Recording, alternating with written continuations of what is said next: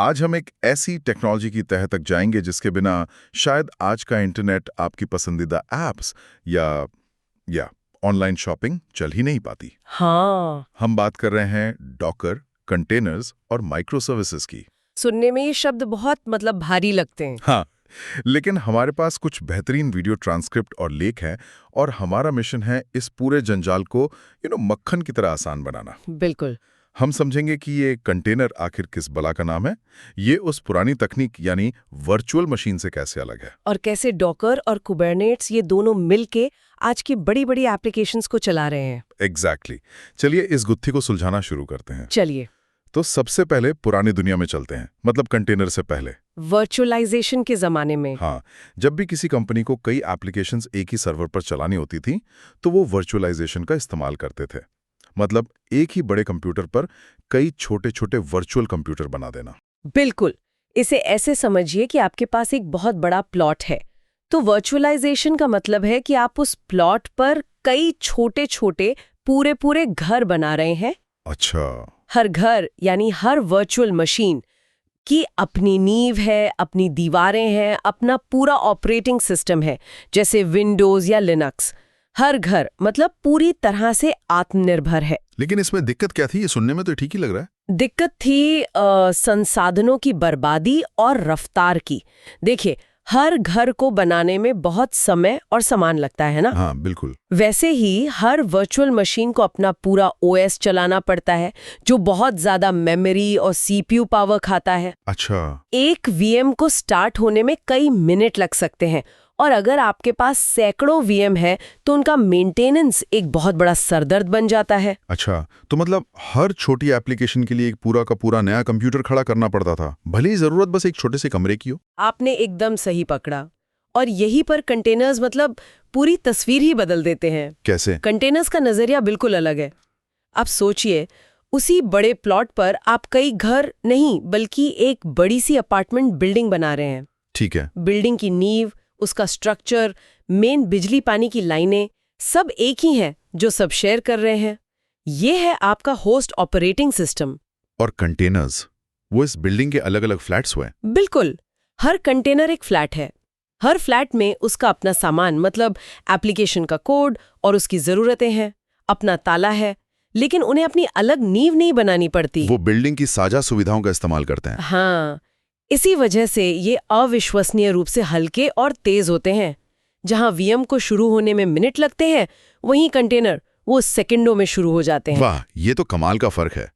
तो डॉकर का इसमें क्या रोल है? क्या वो ये अपार्टमेंट बिल्डिंग बनाने वाला बिल्डर है? हाँ, कह सकते हैं। डॉकर वो स्टैंडर्डाइज सिस्टम है जो इन फ्लैट्स को बनाने, पैक करने और कहीं भी भेजने का काम करता है। ओके। डॉकर एक एप्लीकेशन और उसकी हर छोटी बड़ी जरूरत, कोड, लाइब्रेरीज, सेटिंग्स सबको एक स्टैंडर्ड बॉक्स में पैक कर देता है, जिसे कंटेनर इमेज कहते हैं। और इस इमेज से आप कहीं भी किसी भी कंप्यूटर पर हूबहू वैसा ही कंटेनर चला सकते हैं। एग्जैक्टली। मतलब ये एक तरह की रेसिपी बुक जैसा है। बहुत बढ़िया एनालॉजी है। डॉकर फाइल नाम की एक चीज होती है जो सच में एक रेसिपी ही है। उसमें सब लिखा होता है। क्या क्या? कि बेस में कौन सा ओएस चाहिए, कौन से मसाले यानी लाइब्रेरीज डालनी है, कौन सी फाइलें कॉपी करनी है, और आखिर में एप्लीकेशन को चलाने के लिए कौन सी कमांड चलानी है। अरे वाह! तो ये मेरे मशीन पर तो चलता है, तुम्हारे पर क्यों नहीं, वाली जो सदियों पुरानी डेवलपर की समस्या है। हाँ, डॉकर उसे हमेशा के लिए खत्म कर देता है। ये तो अपने आप में एक क्रांति है। बिल्कुल, यही इसकी सबसे बड़ी ताकत है, कंसिस्टेंसी। जो चीज एक डेवलपर के लैपटॉप पर बनी है, वो बिना किसी बदलाव के टेस्टिंग और प्रोडक्शन सर्वर पर भी चलेगी। ठीक है, तो डॉकर फाइल एक रेसिपी की तरह है जो एक कंटेनर यानी एक डिश बनाती है। ये तो एक डिश के लिए बहुत अच्छा है, लेकिन हाँ, आजकल की बड़ी ऐप्स तो एक पूरी शादी की दावत की तरह होती हैं, जिसमें सैकड़ों डिश एक साथ बन रही होती हैं। उस पूरी किचन को कौन संभालेगा? आपने बिल्कुल सही नब्ज पकड़ी है। ऐसा ना हो कि एक तरफ बिरयानी जल जाए और दूसरी तरफ मीठा कम पड़ जाए। और इसी किचन मैनेजमेंट की समस्या को सुलझाने के लिए कुबरनेट्स बनाया गया है।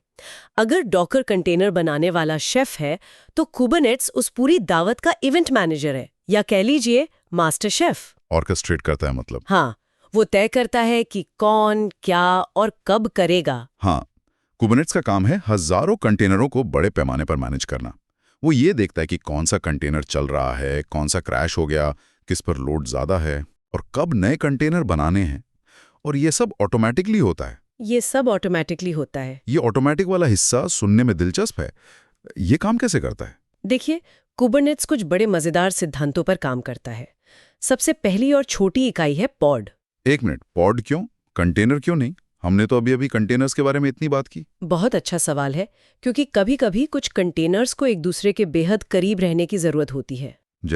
जैसे एक ही घर में रहने वाले दो भाई, वे एक ही पता यानी नेटवर्क और सामान यानी स्टोरेज शेयर करते हैं, तो पॉड उन्हें वो घर देता है। अच्छा। आप एक पॉड में एक कंटेनर भी रख सकते हैं, ज्यादातर मामलों में ऐसा ही होता है, लेकिन ये विकल्प होना जरूरी है। ये आपको ज्यादा लचीलापन देता है। समझ गया।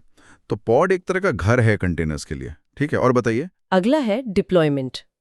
इसमें डेवलपर कुबरनेट्स को बताते हैं कि उन्हें क्या चाहिए, मतलब उनकी वांछित स्थिति क्या है। जैसे आपने एक इवेंट मैनेजर को कहा कि पार्टी में हमेशा 10 पिज्जा टेबल पर होने चाहिए। ठीक है। मैनेजर का काम ये देखना है कि जैसे ही पिज्जा 10 से कम हो, वो तुरंत नए ऑर्डर कर दें।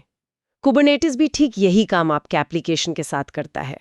आप कहते हैं, मुझे इस एप्लीकेशन की 3 कॉपीज हमेशा चलती हुई चाहिए, और कुबरनेटिस ये सुनिश्चित करता है। मतलब अगर कोई एक कॉपी क्रैश हो जाए तो वो तुरंत एक नई बना देगा, ताकि गिनती हमेशा 3 रहे। एग्जैक्टली। और यही हमें कुबरनेटिस की सबसे जादुई शक्ति पर लाता है, सेल्फ हीलिंग। Self healing. अगर कोई कंटेनर या पॉड फेल हो जाता है, तो कुबरनेटिस उसे अपने आप रीस्टार्ट कर देता है। अगर पूरा का पूरा सर्वर ही क्रैश हो जाए, तो कुबरनेटिस उस सर्वर पर चल रहे सभी पॉड्स को दूसरे स्वस्थ सर्वर पर अपने आप शिफ्ट कर देता है। वाह, ये तो कमाल है।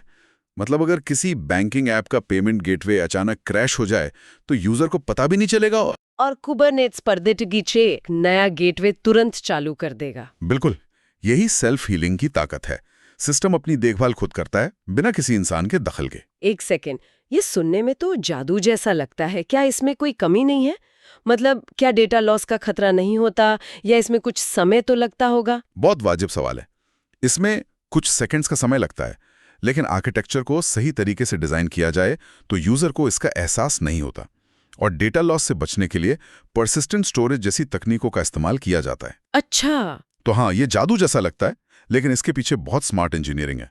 और स्केलिंग का क्या? मान लीजिए किसी ई-कॉमर्स साइट पर अचानक बिग बिलियन डे सेल शुरू हो जाए और लाखों लोग एक साथ आ जाएं, तब क्या होगा? उसके लिए है ऑटो स्केलिंग। आप कुबरनेटिस को बता सकते हैं कि अगर सीपीयू का इस्तेमाल 70% से ऊपर जाए तो पॉड्स की संख्या बढ़ा दो। अच्छा। तो जैसे ही सेल शुरू होगी और ट्रैफिक बढ़ेगा, कुबरनेट्स देखेगा कि लोड बढ़ रहा है और वो अपने आप 3 पॉड्स से 10, 50 या 100 पॉड्स बना देगा।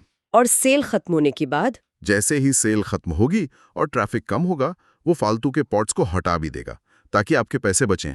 तो अगर मैं इन सब बातों को एक साथ जोड़ूं, तो इसका वर्कफ्लो कुछ ऐसा हुआ कि डेवलपर डॉकर से एक रेसिपी बनाकर कंटेनर इमेज तैयार करता है, उसे डॉकर हब जैसी जगह पर रख देता है, और फिर कुबरनेट्स को कहता है, ये रही इमेज, मुझे इसकी 3 कॉपीज चाहिए और ट्रैफिक बढ़ने पर और बना देना।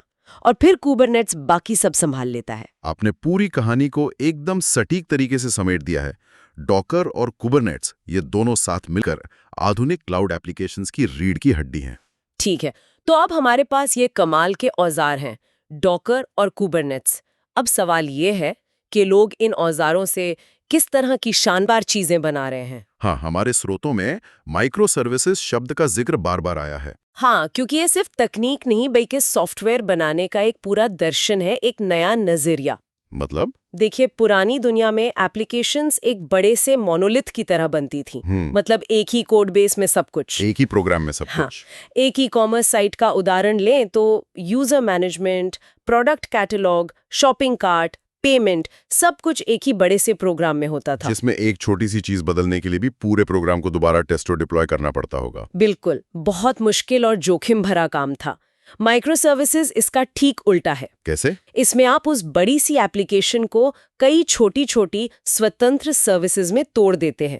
हर सर्विस का सिर्फ एक काम होता है और वो उसे बहुत अच्छे से करती है। पेमेंट के लिए एक अलग सर्विस, शॉपिंग कार्ट के लिए दूसरी, और ये सभी अपने अपने कंटेनरों में चलती हैं। इसे लूज कपलिंग कहते हैं ना? हाँ। मैंने टर्म स्रोतों में पढ़ा था। ब्लॉक एक माइक्रो सर्विस है। ठीक है। अगर आपको पेमेंट वाला लाल ब्लॉक पसंद नहीं आ रहा या उसे अपग्रेड करना है, तो आप बस उसे निकालकर उसकी जगह नया लाल ब्लॉक लगा देते हैं। नीले या हरे ब्लॉक को छेड़ने की जरूरत ही नहीं पड़ती। और इसका फायदा ये भी होगा कि अगर शॉपिंग कार्ट पर ज्यादा ट्रैफिक है तो सिर्फ शॉपिंग कार्ट वाले ब्लॉक्स की संख्या बढ़ा सकते हैं, पूरी एप्लीकेशन की नहीं। आपने एकदम सही पकड़ा। इसे कहते हैं स्वतंत्र स्केलिंग।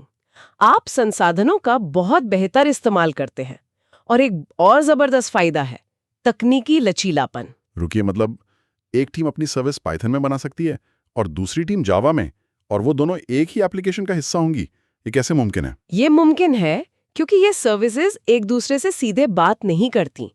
वे एपीआईज के जरिए बात करती हैं, जो एक तरह के स्टैंडर्ड भाषा है। अच्छा, जैसे एक ट्रांसलेटर के जरिए। बिल्कुल। इससे हर टीम को अपनी सर्विस के लिए बेस्ट टूल चुनने की आजादी मिलती है। ये तो सच में डेवलपमेंट का पूरा तरीका ही बदल देता है।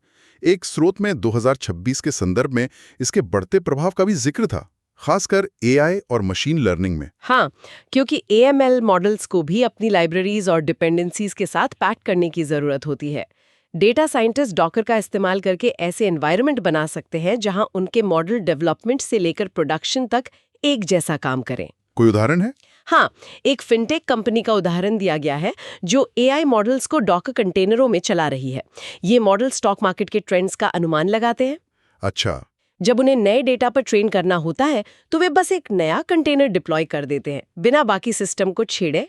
और ये सब सिर्फ एक ही क्लाउड प्रोवाइडर जैसे AWS तक सीमित नहीं है ना? बिल्कुल नहीं, ये मल्टी क्लाउड दुनिया के लिए बना है, क्योंकि डॉकर कंटेनर एक स्टैंडर्ड फॉर्मेट है।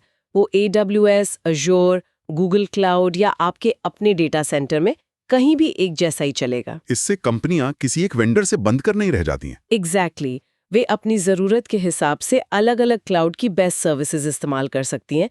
इसे कहते हैं वेंडर लॉक इन से बचना। तो आज की इस पूरी बातचीत का सार क्या निकलता है? जी, हमने एक बहुत ही सरल विचार से शुरुआत की, एक एप्लीकेशन को उसकी सभी जरूरतों के साथ एक स्टैंडर्ड बॉक्स यानी कंटेनर में पैक करना। फिर हमने देखा कि कैसे डॉकर इस पैकिंग का काम करता है और कुबरनेट्स उस जैसे हजारों बॉक्स से भरे एक पूरे वेयरहाउस को ऑटोमेटिकली मैनेज करता है। उसे सेल्फ हीलिंग और ऑटो स्केलिंग जैसी सुपर पावर देता है। हाँ, और ये दोनों औजार मिलकर माइक्रो सर्विसेज जैसे मॉडर्न आर्किटेक्चर को मुमकिन बनाते हैं, जहां बड़ी-बड़ी एप्लीकेशंस लेगो ब्लॉक्स की तरह छोटी-छोटी स्वतंत्र सर्विसेज से बनी होती हैं। और ये सिर्फ टेक्नोलॉजी की दुनिया तक सीमित नहीं है। नहीं, बिल्कुल नहीं।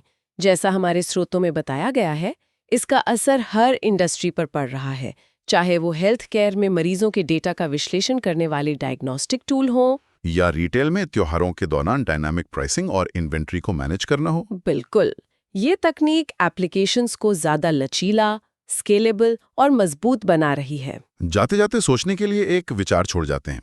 स्रोतों में एज कंप्यूटिंग और सर्वरलेस आर्किटेक्चर का जिक्र भविष्य के ट्रेंड के रूप में किया गया है। बहुत जरूरी पॉइंट है। अभी तक हमने जो भी बात की वो बड़े-बड़े डेटा सेंटर्स में हो रही है।